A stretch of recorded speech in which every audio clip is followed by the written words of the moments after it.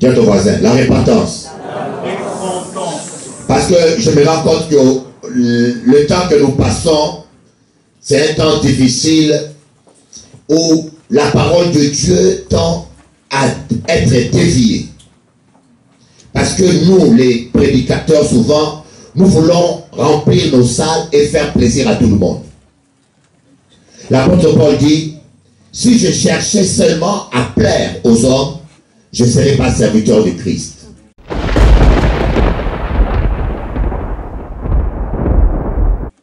Et le but d'un homme de Dieu, c'est de ne pas remplir une salle, mais c'est remplir le ciel. Parce qu'on peut remplir une salle de gens qui ne sont pas sauvés.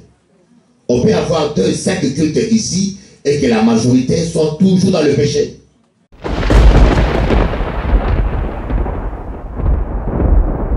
La croix de Jésus est un message symétrique. Jésus s'est donné pour nous, afin que nous soyons sauvés.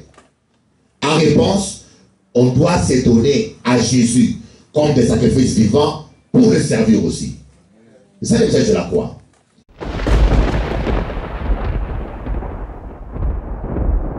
Quelle différence y a-t-il entre la repentance et la conversion? La conversion est un fruit d'une vraie repentance. Quelqu'un qui s'est repenti réellement, c'est quelqu'un qui va porter les fruits de la conversion. Bonjour, chers amis téléspectateurs. Moins content, soit là ça, de partager avec vous parole à bon Dieu, la parole de Dieu, parce que en cas quoi que avec Jésus nous peut arriver. Cela ça, en voulait encourager mon là qui a passé temps difficile. Ce soir, je vais encourager toute personne qui passe les temps difficiles, parce qu'en vérité, le temps que nous passons sont des temps très très difficiles.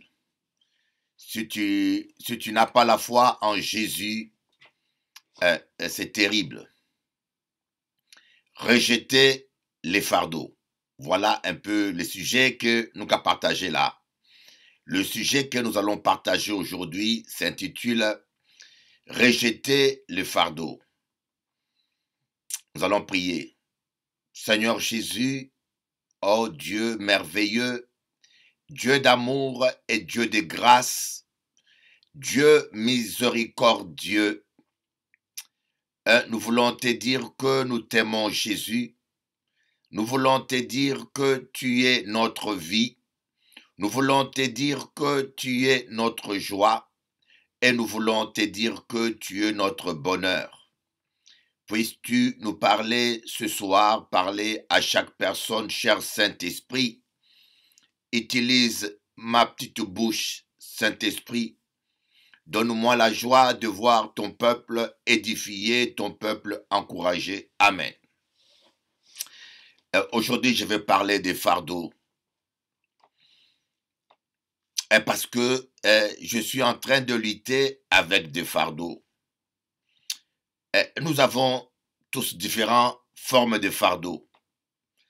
Et j'aimerais vous dire que vous soyez pasteur ou que vous soyez chrétien ou que vous soyez apôtre, que vous soyez, quoi que vous soyez, nous avons tous à lutter.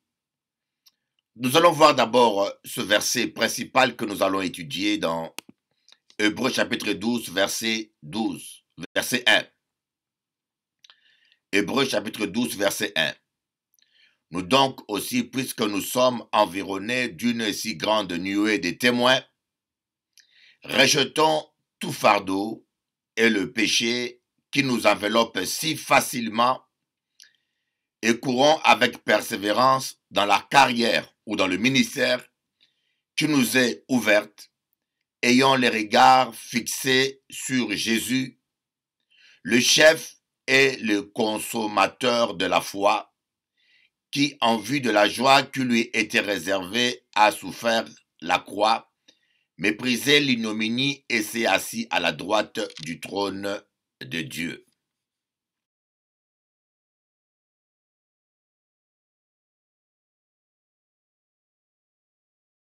Voyez, rejetons le fardeau qui nous enveloppe si facilement. Oui, il y a un fardeau qui enveloppe nous si facilement, le fardeau. Et on voulait parler un petit peu de fardeau de la vie. Comme Mounlaka dit, qui vivra verra. Voyez, dernièrement, j'ai reçu une jeune femme qui venait de province. Alors, elle a fait des kilomètres pour venir me voir ici à Paris, écouter la parole. Et j'ai quand même tenu à passer un temps avec elle. Je l'ai invitée au restaurant. Et pendant que nous allons au restaurant, et il a commencé à expliquer, j'ai expliqué que j'ai un petit problème avec mon fils. Et il commençait à dire, ah non, tu sais, les enfants, il faut ça, les enfants. Je dis, écoutez, le jour où tu auras un enfant, là, tu pourras me donner des leçons. Le jour où tu auras un enfant. Vous voyez, il y a des choses que tu ne peux comprendre qu'après l'avoir vécu. Quelqu'un qui n'a jamais connu le divorce aura du mal à comprendre la souffrance du divorce. Quelqu'un qui n'a jamais vraiment été amoureux, il aura du mal à comprendre ce que l'on vit lorsqu'on aime une personne qui nous fait souffrir, par exemple. Vous voyez, il y a des choses qu'on ne peut pas comprendre. Même si tu as la bonne volonté, bien sûr, même si des fois on essaye de compatir. Vous voyez, quelqu'un qui n'a jamais été malade, tu ne peux pas comprendre la souffrance des gens qui sont malades. Vous voyez, mais le jour où tu seras malade, tu pourras comprendre. Un jour, j'étais malade. Je me rappelle en Guadeloupe. Ça faisait des années, je ne savais plus qu'est-ce que c'est que être malade. Ça faisait des années que je ne savais plus qu'est-ce que c'est que souffrir. Et je priais pour les malades, bien sûr, mais le jour où j'étais malade, j'avais un problème d'estomac, douleur à l'estomac, j'arrivais pas à dormir, j'avais la gastro, et j'ai été hospitalisé une semaine, et j'ai découvert ce que c'est que la maladie, la souffrance physique, et je peux vous dire, là où en bonne santé, là où on peut manger, là où on peut marcher, il faut dire merci Jésus pour la santé. Ah oui, merci Jésus.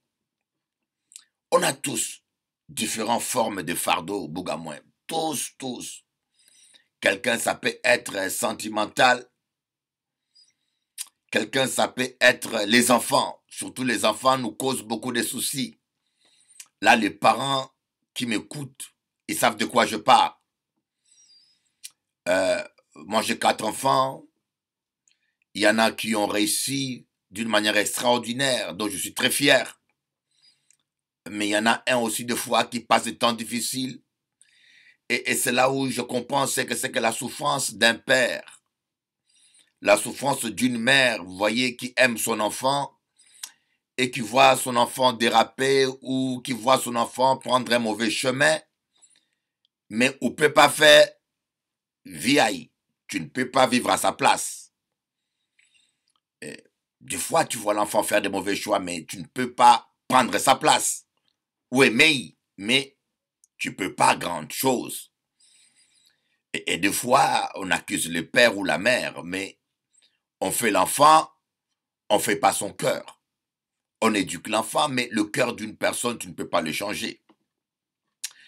Et ce matin, je me suis réveillé et je pensais à... J'étais en train d'écrire un chant d'amour. Ces chants romantiques, je suis compositeur, j'ai écrit beaucoup de chants. C'est mon petit plaisir. Mais j'ai écrit un très beau chant. J'ai dit, ce chant-là, je veux le faire chanter à Jean-Philippe Barthélemy. Martelly, je crois, Martelly. J'ai dit, mais je vois lui chanter ce chant. Et pendant que j'écrivais ce chant, mon fils est venu. Il m'a dit, papa, je vais sortir. Et mon enfant, il est en convalescence. Il est en convalescence. Et je ne veux pas qu'il sorte. Et chaque fois qu'il sort, je suis angoissé. Parce qu'il est en convalescence. Donc, il n'a plus la même force qu'il a naturellement. Et des fois, tu as peur que dans le chemin, que quelqu'un le provoque et que lui-même, inconscient de sa convalescence, qu'il puisse se battre ou bien réagir. Ah, Bougamoin. Ah, ah, savent de Kibitaka Paléo. Les mamans savent. Parce que vous savez, il y a beaucoup de pères qui s'en foutent des enfants. Mais moi, je suis quelqu'un de très sensible.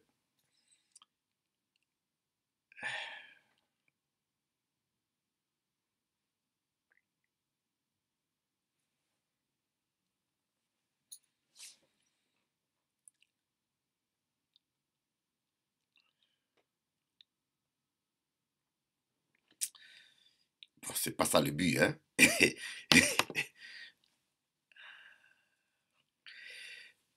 En pas qu'à faire ça exprès, mais si ça va venir, ça va venir. Excusez-moi, et puis, je ne vais pas effacer cet extrait. Je ne vais pas l'effacer parce qu'on doit être vrai. Je veux du principe où on doit être vrai quand on parle aux téléspectateurs. Amen. Il faut être vrai. Je ne vais pas effacer cet extrait et parce que j'ai un peu de larmes. Nous sommes des gens faits d'émotions. Excusez-moi.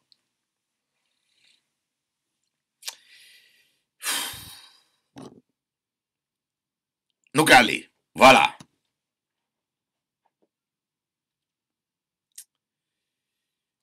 Et je disais, voilà. Vous savez, les papas qui sont égoïstes, ils ne souffrent pas. L'enfant est malade, il s'en fout. L'enfant sort, il s'en fout. Voyez? Parce que des fois, il y a des papas qui n'aiment pas assez leurs enfants. Mais quand tu es un père qui aime ton enfant,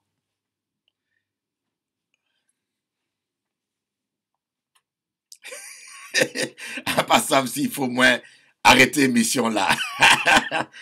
Ah, Jésus, pas moins force, Jésus, pas moins force, pas moins force.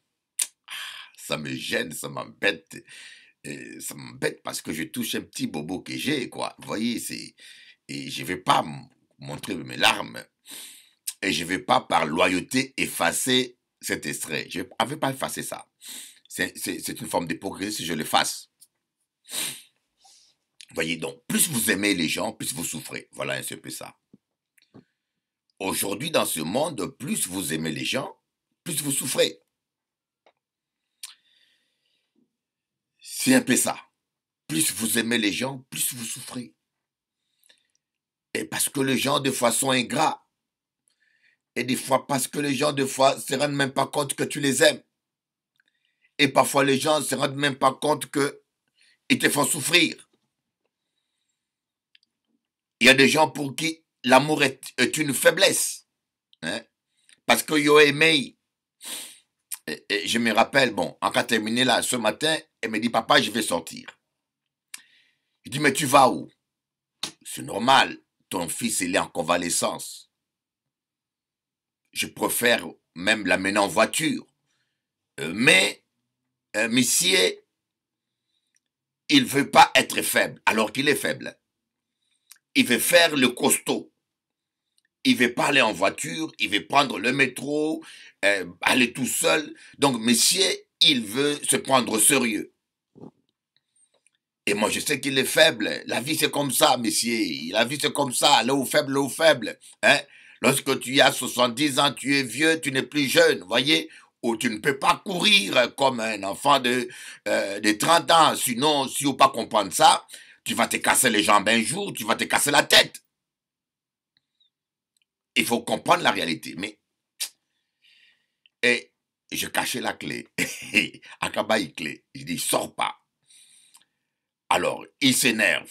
Je vais sortir, où sont les clés? Je me suis dit, aujourd'hui, je ne me laisse pas faire. Je me dis, aujourd'hui, petit bonhomme là, il va comprendre qui mon moyen. Je me laisse pas faire aujourd'hui, c'est décidé. Je mets mes baskets. Quand moi je mets mes baskets, elle sait que je suis prêt à tout. En pas qu'à laisser sortir. Il a insisté. Je compris que peut-être qu'il va pour un travail, pour une formation. Je dis, et puis il m'a dit, il y a un fil d'attente. Je compris qu'il va quelque part. Mais il ne veut pas me le dire. Et j'ai ouvert la porte, je le laissé partir. Mais dès qu'il part en convalescence dehors seul, cœur à moins, inquiet. Alors, il faut me commencer à lutter, prier, Jésus, couvre-le avec ton sang précieux. Seigneur, mets des anges autour de lui. Oh Jésus, rappelle-toi que c'est mon fils, protège-le. Pardonne-lui, Seigneur, tout ce qu'il a dit, tout ce qu'il fait qui n'est pas... Pardonne, je dois implorer la grâce de Dieu. Et jusqu'à ce que je ressens la paix de Dieu dans mon cœur. Et quand je ressens la paix de Dieu dans mon cœur, je me sens bien. Et je réclame toujours le sang de Jésus, vous voyez. Et c'est comme ça que, matin-là, je me suis dit, oui, je vais parler de rejeter le fardeau. C'est un fardeau que je viens de jeter ce matin. Avec ce genre de fardeau, si je ne l'avais pas jeté, je n'aurais pas pu vous prêcher aujourd'hui. Si un cas prêché là, c'est parce qu'il a déposé fardeau là au pied du Seigneur. Et l'apôtre Paul dit, rejetons le fardeau et le péché qui nous enveloppe si facilement. Et c'est pour cela, matin-là, aka senti souffrance à maman là qui n'est timoun. Je sens les souffrances de maman. Les mamans sont plus sentimentales, hein. Nous les hommes, des fois, je ne sais pas comment il y a des hommes qui ne s'occupent pas de leurs enfants, des hommes qui ne payent pas des pensions alimentaires. Je ne sais pas, moi, même si j'étais païen, même si je ne connaissais pas Dieu, si j'ai un enfant, je ne peux pas l'abandonner. Même s'il est en Afrique, je ne peux pas abandonner. C'est contre nature. En cas appeler tous les hommes là qui qu'à suivre moi. Si même vous pas ni l'argent, même si tu n'as pas l'argent, donne l'affection à ton enfant. Un appel téléphonique, un petit bonjour, tu es un papa. Hein? La poule s'occupe des poussins. Même les chiens s'occupent des chiots. La chienne défend ses chiots. Même les animaux sauvages, la lionne protège les lionceaux. Mais comment toi, un homme, tu t'occupes pas de tes enfants, de ta progéniture? Yoka roule en grosse voiture, les enfants n'ont pas à manger. Tu as abandonné la maman, hein? Même si on finit avec maman là, madame là, mais assume tes enfants. Ne laisse pas la maman seule souffrir avec les enfants, maman seule trouver à manger, maman seule. Non. Soyons des hommes dignes de ce nom. Assumons nos responsabilités. On doit arrêter de se comporter comme des macaques. Hein? Des macaques qui sautent d'un arbre à un autre, d'une femme à un autre et qui font des enfants de foi et qui s'en occupent pas. Il faut qu'on arrête. Voilà, donc il y a des soucis dans la vie. D'autres, ça peut être les finances. Il y a 2 jours, j'ai rencontré une Guadeloupéenne. Elle dort dans la rue. Une Guadeloupéenne. Elle dort dans la rue. Bogamoin, en passant aussi, nous parlons de solidarité. J'ai rencontré une Guadeloupéenne qui dort dans la rue, une chrétienne. Elle est venue à l'église, elle a témoigné. Et je lui ai dit, tu dors où? Elle m'a dit, pasteur, je dors dans la rue. Elle m'a montré une photo de ses pieds qui ont été brûlés.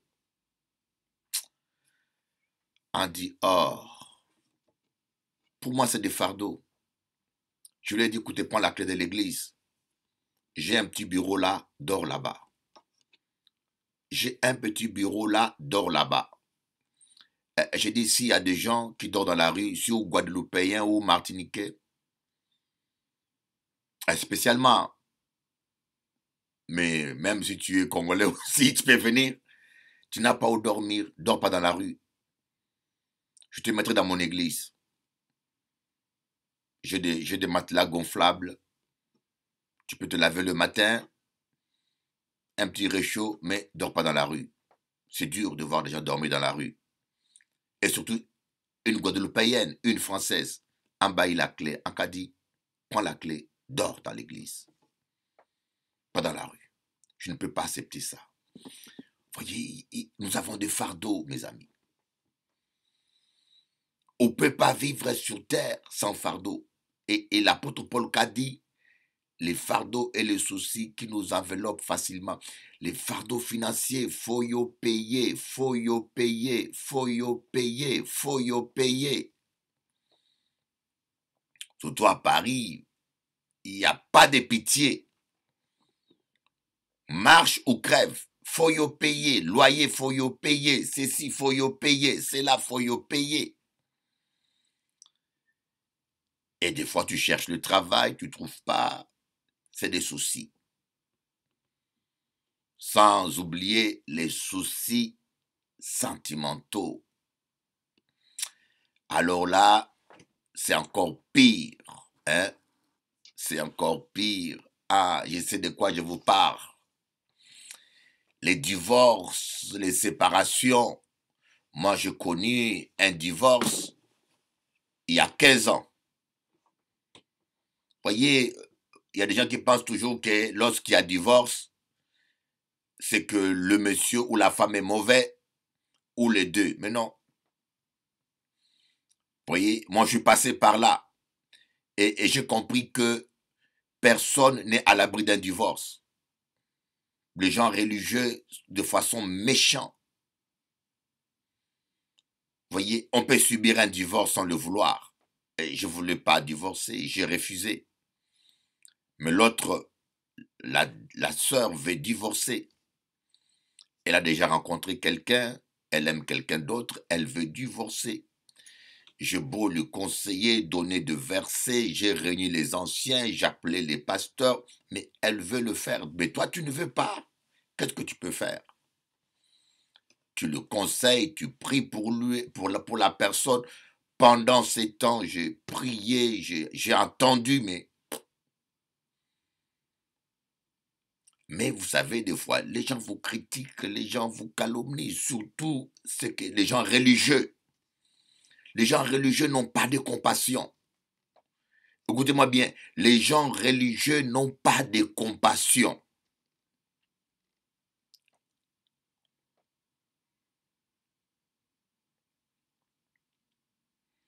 Les gens religieux n'ont pas de compassion.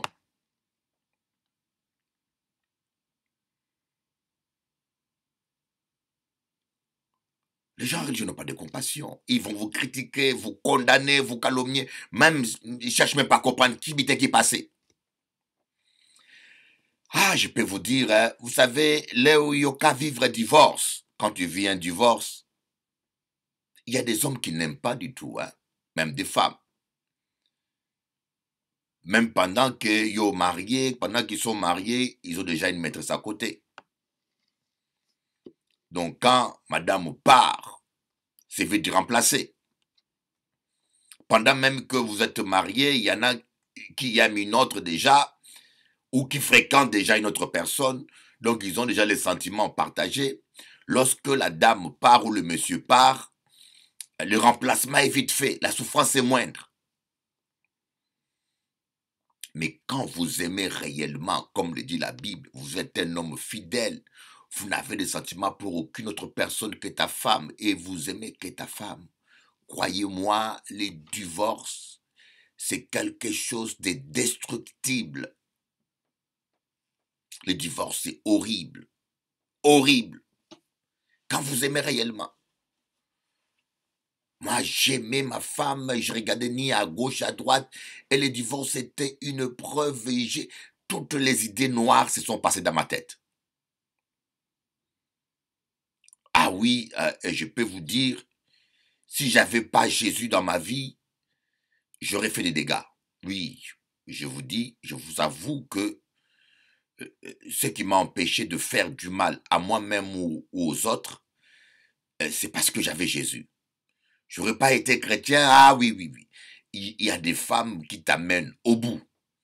il y a des hommes qui t'amènent au bout. Comment une femme normale, tu es avec ton mari, vous n'êtes pas divorcé, mais tu veux divorcer, vous êtes séparés, et un autre homme t'appelle, tu prends le téléphone, tu mets à ton oreille, et tu vas dans un coin parler, et ton mari assiste à ça.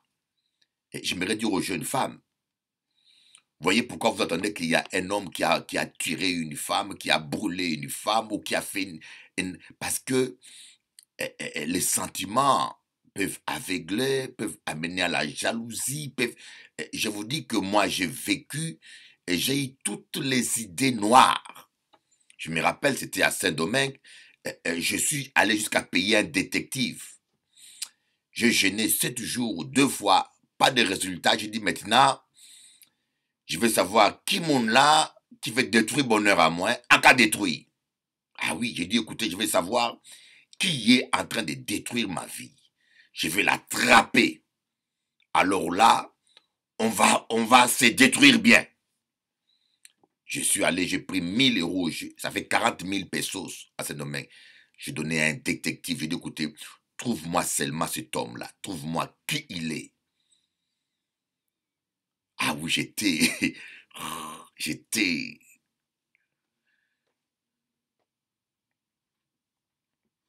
Et puis vous savez, j'ai fait du sport.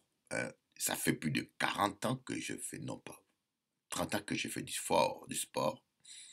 Mais en Pédiou, lorsque je sors un crochet, vraiment, je prends mon élan. Si ça te touche, tu peux être Tyson, mais il n'y a qu'à sentir même. Ah, j'étais fou, j'étais devenu fou. Mais Dieu est bon, hein. Dieu a fait que le détective a pris mon argent, il a pris la fuite. Gloire à Dieu parce que à ce moment-là, si le détective m'avait donné l'adresse de la personne ou bien son nom, son prénom, je pense que peut-être que j'aurais fait quelque chose de pas bon. Mais Dieu nous protège parfois, hein, lorsque Dieu sait qu'on est à la limite. Vous savez, la Bible dit que Dieu ne permettra pas qu'on soit tenté au-delà de nos efforts, de notre force. C'est vrai. Dieu a vu que c'était la limite de mes forces. Et Dieu n'a pas permis que cela arrive. Et Dieu a permis que les détectives prennent mes sous et disparaissent. Et finalement, moi qui cherchais qui voulait détruire mon foyer, je devais maintenant chercher où est allé le détective. C'était devenu trop compliqué à laisser tomber. Mais le divorce, c'est une souffrance. Et puis, nous vivons dans un monde où l'amour n'existe presque plus. On peut dire ça. Quand je dis qui vivra verra, l'amour n'existe presque plus. L'amour, on le voit que dans les films aujourd'hui, dans les romans qu'on les lit. Mais ça n'existe presque plus, l'amour. Les gens sont devenus égoïstes, les femmes sont devenues égoïstes, et c'est le sexe, le plaisir, l'argent, l'intérêt. L'amour n'existe presque plus. Quand je vois Macron avec sa femme, moi j'admire. Vous voulez critiquer, mais moi j'admire Macron. Je respecte Macron au moins pour une chose, il aime sa femme. Ah oui, le président Macron, je le respecte dans ce domaine-là. Je peux ne pas être d'accord avec sa politique, mais j'ai un grand respect pour ce jeune homme-là qui aime une femme qui a 30 ans de plus que lui. Il est maintenant président. Il peut prendre une jeune fille. Bon, on peut dire ça. Si c'était un nègre, aïe, aïe, aïe, aïe, aïe, aïe, aïe, aïe, déjà 5 maîtresses. Là, nous sommes d'accord. Bon, bien qu'il y a toujours des exceptions, hein. L'amour, ça n'existe presque plus. Je me rappelle un pasteur qui m'a dit ça. Un pasteur m'a dit, Bishop Eli, ta faiblesse à toi, c'est que tu es trop sentimental. Voilà, c'est devenu une faiblesse. L'amour est devenu une faiblesse. Un pasteur qui me dit, Bishop Eli, ta faiblesse à toi, tu es trop sentimental. Il ne faut pas montrer à une femme que tu l'aimes. Il ne faut pas montrer ça à une femme. Quel étrange discours de la part d'un pasteur. En passant, si Jean-François me suit. Jean-François seul, lui, suit ce message-là. Un pasteur me dit, ta faiblesse à toi, c'est que tu es trop sentimental. Et c'est vrai. Moi, je suis très sentimental. Je suis quelqu'un... Et puis, il me dit, prochainement, quand tu rencontres une femme, ne lui montre pas trop que tu l'aimes. Montre-lui un petit peu. Ne lui montre pas trop. Mais je dis, mais c'est quel monde ça, hein? Vaut mieux rester seul, vivre avec quelqu'un, et puis ne pas lui montrer que tu l'aimes trop, parce que s'il découvre que tu l'aimes trop, il va commencer à en abuser, il va commencer à te manipuler. Mais attends, je dis, mais c'est quoi Jésus? C'est quoi ce monde? Et les hommes qui sont mauvais et méchants, les femmes les respectent. Les femmes s'attachent à eux. Et ceux qui sont sentimentaux et trop gentils, on les dénigre, on les exploite, on abuse d'eux. Et j'ai un ami là, qui souffre aujourd'hui parce qu'il aime une femme. Voyez. Moindre problème, la femme s'en va, elle revient. Moindre problème, elle s'en va, elle revient. Donc, c'est devenu un chantage, c'est devenu une vie chantage. Pourquoi? Parce que le frère, il aime tellement sa femme. Maintenant, sa femme commence à... Ça, c'est des fardeaux. Des fardeaux sentimentaux, nous en avons tellement. Sans compter des hommes qui abusent des femmes, qui détruisent. Je dis toujours aux femmes, ne donnez pas votre cœur. Votre cœur, c'est votre vie. Ne donnez pas votre cœur facilement à un homme sans le connaître, sans avoir la garantie que cet homme-là vous aime réellement. Et surtout, consultez Dieu. L'esclavage sentimental, c'est le pire d'esclavage. L'esclavage sentimental, c'est le pire d'esclavage.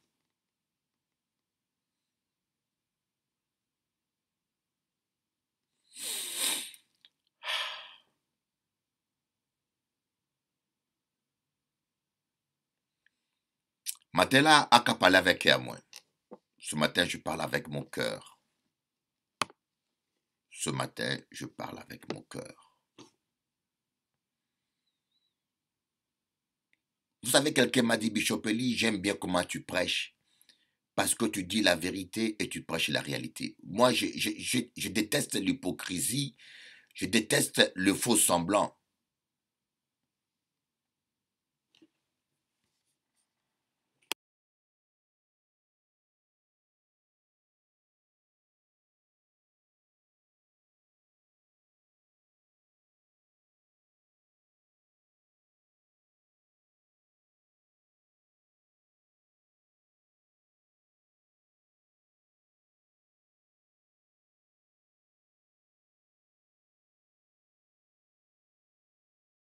Aka dit que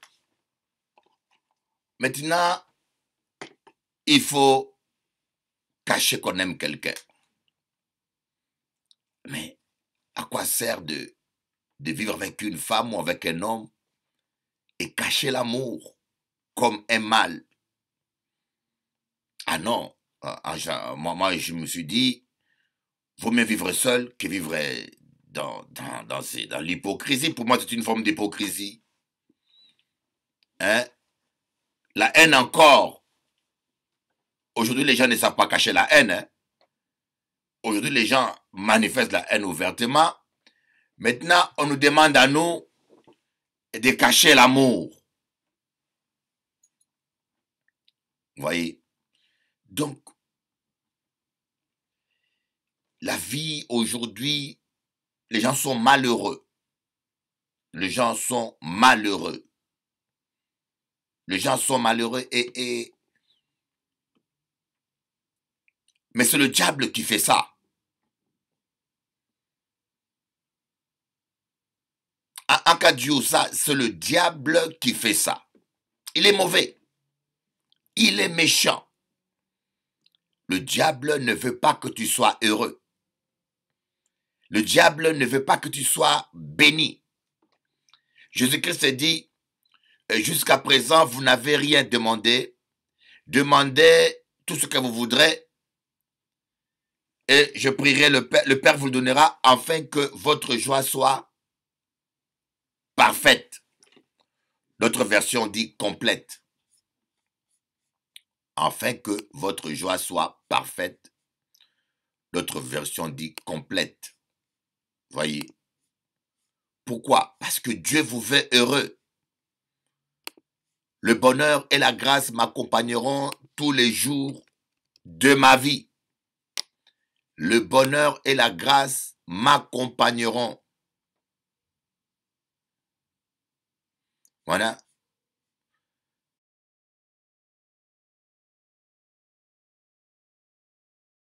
Jean chapitre 15, verset 11.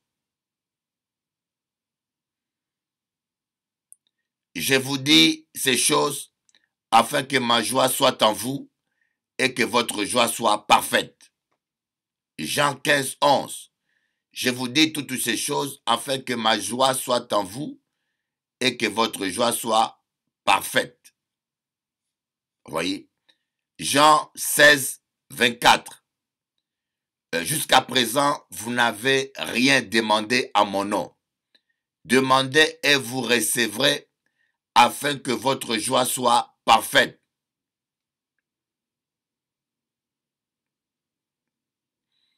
Jean 17, 13. Et maintenant, je vais à toi et j'ai dit ces choses dans le monde afin qu'ils aient en eux ma joie parfaite. Dieu vous veut joyeux, mes amis. Voilà pourquoi moi je crois que le bonheur est possible. Je crois que le bonheur est possible. Vous voyez, par exemple, les soucis que j'ai, les angoisses que j'ai, quand mon fils en convalescence sort tout seul dehors. Vous voyez, et le diable fait tout ça pour me perturber. Et qu'est-ce que je fais? Je me concentre. Je me concentre le matin. Je me dis, Seigneur, l'ange de l'Éternel campe autour de ceux qui craignent Dieu. Aucun malheur ne m'arrivera. Seigneur, j'aime mon enfant. Si un problème l'arrive, c'est un malheur qui m'arrive. Or, je suis ton serviteur, je crains ta parole, je respecte ta parole et je déclare que rien n'arrivera à mon fils parce qu'il est écrit « Aucun malheur ne m'arrivera ». Voyez, je prie comme ça. Je me saisis d'une promesse de Dieu. Je me saisis d'une promesse de Dieu et je le répète, je le déclare. Je le déclare, je le déclare, je le déclare, jusqu'à ce que la paix domine mon cœur. Ah, c'est comme ça que je prie. Si j'avais pas cette attitude de foi, m'accrocher sur la parole de Dieu, m'appuyer, Hanamaba, j'aurais été un homme malheureux. À Kadio, nous avons tous des fardeaux qui nous enveloppent facilement. Voilà pourquoi Jésus-Christ dit, venez à moi vous tous qui êtes fatigués et chargés et je vous donnerai du repos. Le repos du Saint-Esprit et je vous donnerai du repos. Ça peut être ton mari qui commence à déconner, ça peut être ta femme qui commence à agiter, qui est partie. Et j'ai écrit ce matin un chant, ne t'en va pas, je t'aime. J'ai écrit un chant comme ça. J'essaye d'apporter la parole de Dieu différemment, sans donner une couleur religieuse. Voyez, j'essaye par mes chants, d'influencer la société d'une autre manière. Comme l'apôtre Paul le dit, avec le bon sens. Vous savez, il y a deux manières de parler aux gens. Il y a une manière de parler aux gens directement avec la Bible, comme je le fais maintenant, mais il y a d'autres personnes qu'on peut aborder seulement avec le bon sens. Si tu ne crois pas en Dieu, tu lui dis que Dieu a dit, Dieu interdit, tu parles pour rien, parce qu'il ne croit pas en Dieu. Alors, monsieur, tu lui dis maintenant, ce que tu fais là, vous voyez, ça peut faire du mal, c'est pas bon. voyez, tu vois, je vais rencontrer un fumeur. J'ai dit, monsieur le fumeur, Dieu interdit de fumer. Ah, il va dire, foutez-moi la paix, je ne crois pas en Dieu. Je n'ai rien dit. Mais maintenant, quand je vois un fumeur, je dis, un fumeur athée. Il dit, monsieur le fumeur, pourquoi tu fumes? La cigarette tue. Tu es en train de t'empoisonner toi-même. Tu te fais du mal toi-même.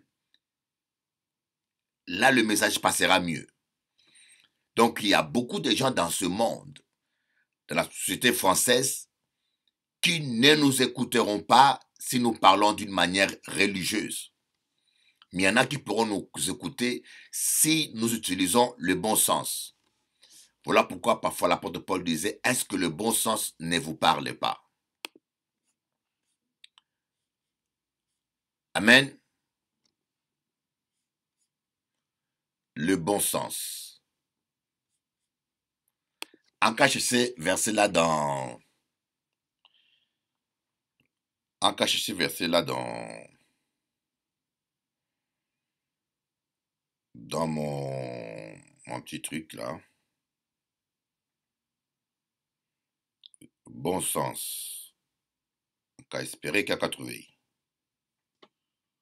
Ah, il y en a beaucoup, hein? Bon sens. Dans le Nouveau Testament, c'est l'apôtre Paul qui a utilisé ce terme-là, bon sens.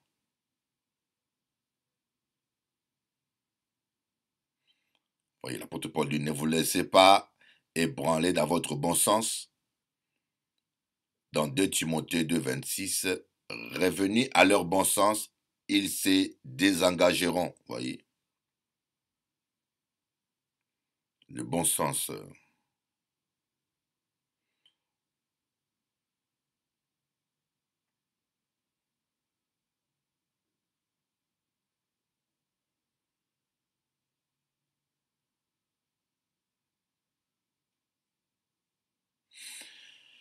Voilà. C'est un terme qui est beaucoup utilisé.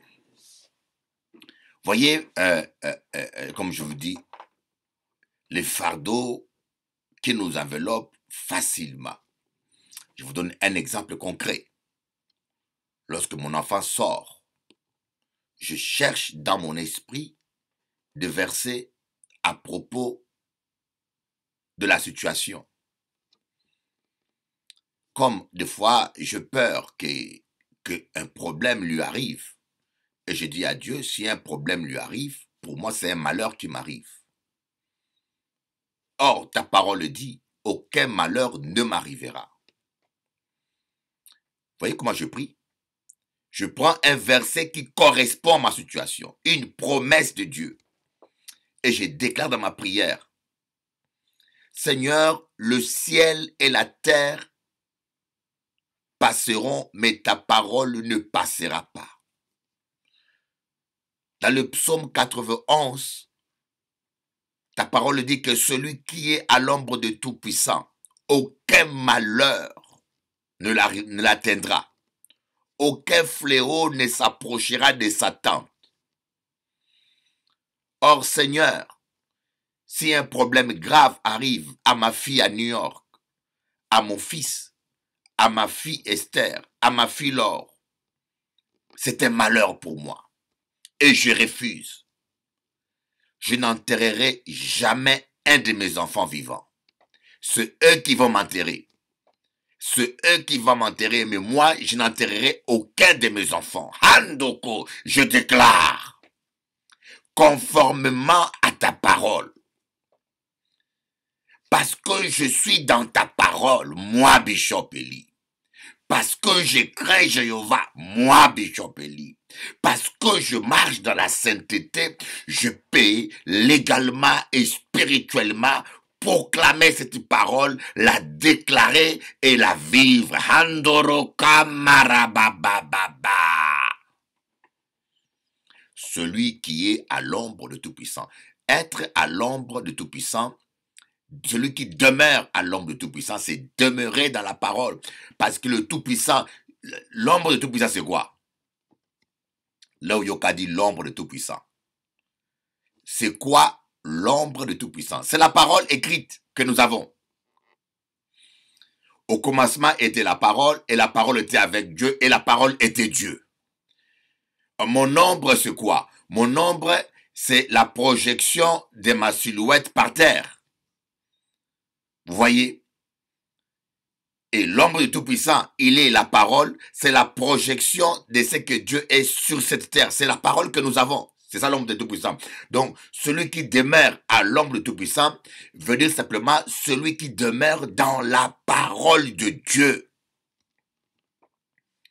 Bon, maintenant, si moi, je vis dans l'impudicité, et si moi, j'ai fait la fornication, je vis dans la haine, dans le mensonge, et je commence à prier, je déclare que je suis à l'ombre du Tout-Puissant. Mais ma parole n'a pas de sens. Je ne suis pas dans la parole de Dieu. Cette promesse-là ne peut pas fonctionner pour vous. Vous voyez pourquoi des fois il y a des gens, malgré qu'ils prient, rien ne marche parce que il n'y a pas la vérité dans leur bouche. Rappelez-vous, rappelez-vous lorsque nous avons lu Actes des Apôtres, lorsque l'ange était venu libérer l'apôtre Pierre de la prison. L'ange lui a dit, serre ta ceinture et mets tes sandales. Serre ta ceinture et mets tes sandales. La ceinture, c'est la ceinture de la vérité. Il faut que, pour vivre la gloire de Dieu, pour sortir de la prison où tu es, que tu puisses mettre ta ceinture, que la parole de Dieu soit collée avec toi, que la parole de Dieu soit vie en toi. Il faut que la parole de Dieu soit vérité en toi. Quand on dit l'Éternel est mon berger, ça veut dire que c'est l'Éternel qui conduit ma vie, qui dirige ma vie. Mais si tu diriges ta vie de ta manière, tu fais ce que tu veux, tu n'obéis pas au Saint-Esprit, l'Éternel n'est pas ton berger. Ça ne vaut pas la peine de réciter comme un perroquet toute la nuit, l'Éternel est mon berger. Non, il n'est pas ton berger. Donc on doit vivre cette parole. Alors maintenant, quand le diable fait toutes ces manifestations-là, il utilise quelqu'un pour me perturber. Moi, je m'appuie que sur les promesses de Dieu. Je dis, Seigneur, aucun malheur ne m'arrivera, donc rien du mal n'arrivera à mon enfant. Tu envoies des anges maintenant. Seigneur, tu envoies un détachement angélique. Que les anges marchent avec lui, autour de lui, pour le protéger.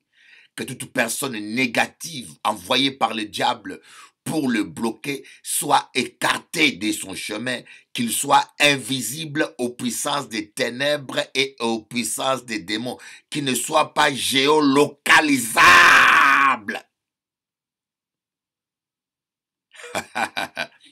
Et ça marche. Et quand je prie comme ça, je prie comme ça, je prie comme ça, la paix de Dieu vient. Je laisse partir. Je dis, je n'ai rien à craindre. Je vous donnerai un témoignage qui est arrivé à ma fille qui est à New York. Et ma fille, un jour, elle était dans le métro. Je l'avais acheté un iPhone. Dans le métro de New York. Son iPhone est tombé dans le métro. Elle a voulu descendre pour le récupérer. Le diable voulait la tuer. Mais Dieu a permis qu'il y ait un noir américain à côté qui l'a retenu. Elle dit, ne fais pas ça. Et juste, un train venait d'arriver aussi. Quand on m'a dit ça, j'étais ému.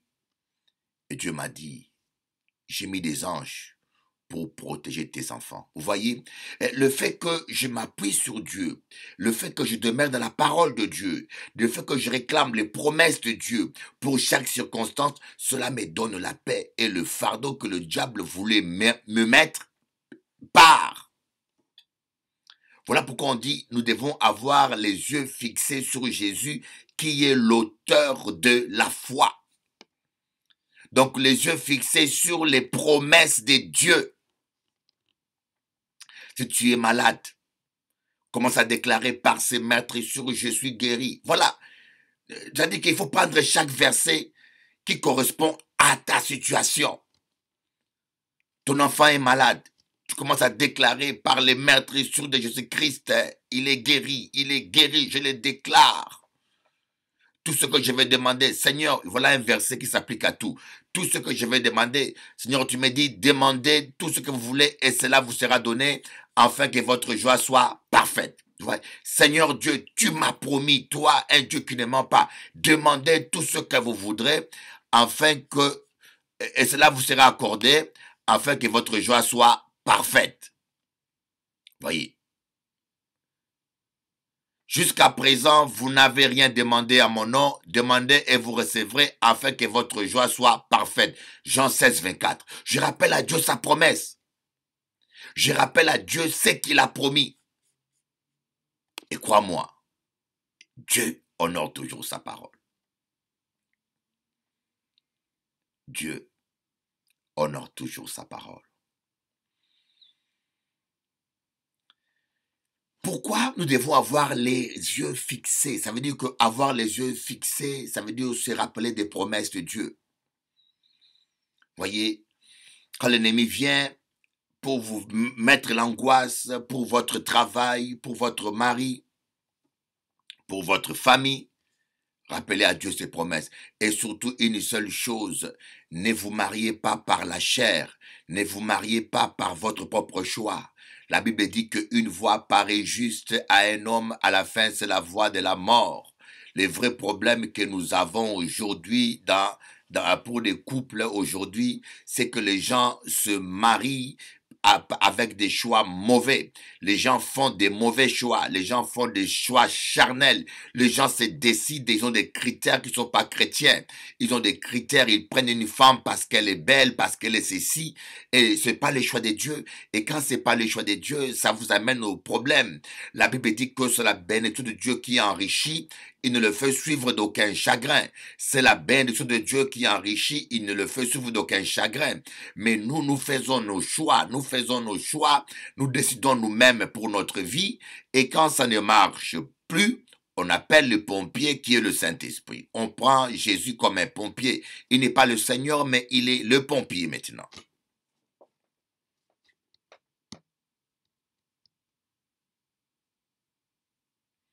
En cas Dieu, pas désespéré.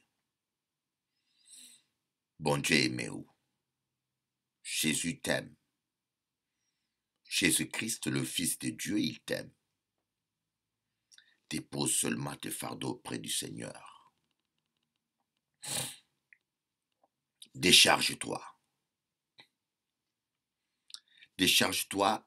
Et la manière de se décharger, on dit, et la paix du Christ dominera vos cœurs. La paix, c'est-à-dire que quand tu te décharges, moi quand je me décharge, je m'appuie sur la parole de Dieu, je déclare la promesse de Dieu, Seigneur, aucun malheur ne m'arrivera.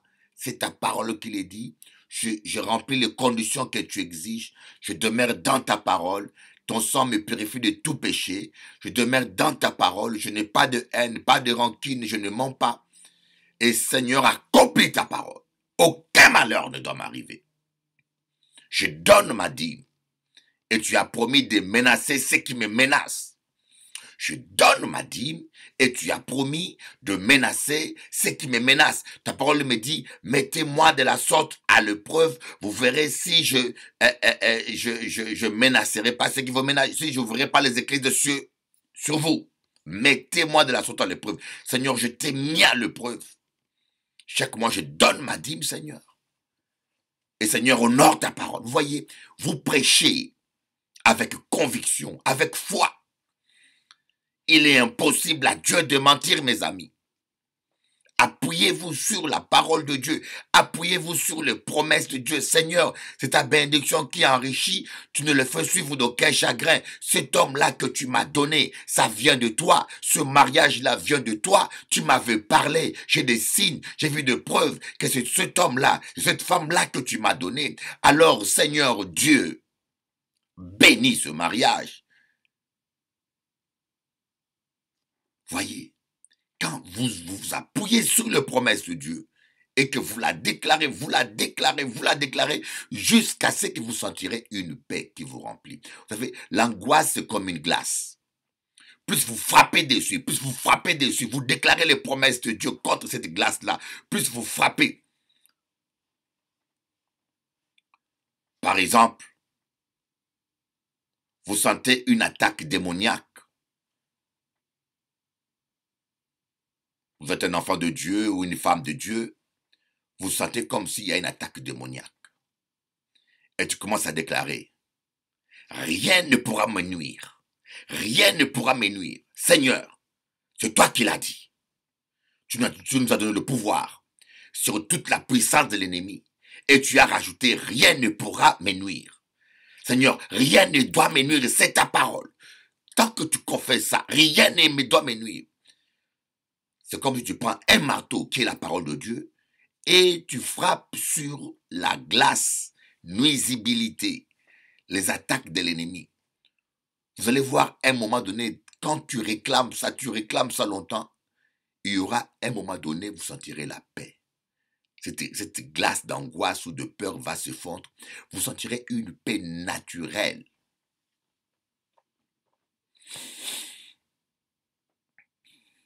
Mais cette paix-là vient par la parole que vous confessez dans votre situation. C'est la seule manière de vous débarrasser des fardeaux. Parce que si vous ne déclarez pas la parole de Dieu, vous allez voir que vous allez vous angoisser, vous allez penser à ceci, et quand le diable voit que cela marche, il va tout le temps vous embêter avec la même méthode. Que Dieu vous bénisse, à bientôt. Je vous aime. Je vous aime beaucoup. Vous me croyez? Et je vous dis, je vis maintenant à Paris. Arrêtez de me chercher là-bas. Les gens m'appellent tout le temps. Bishop Eli, tu es en Guadeloupe. Quand est-ce que tu viendras à Paris? Mais je tiens à vous dire que je vis à Paris. Je suis à Paris. Je deux cultes à 10h et à 15h à Fresnes. Et si vous voulez me suivre le plus régulièrement, inscrivez-vous sur ma page onction.com. Soyez bénis, à bientôt.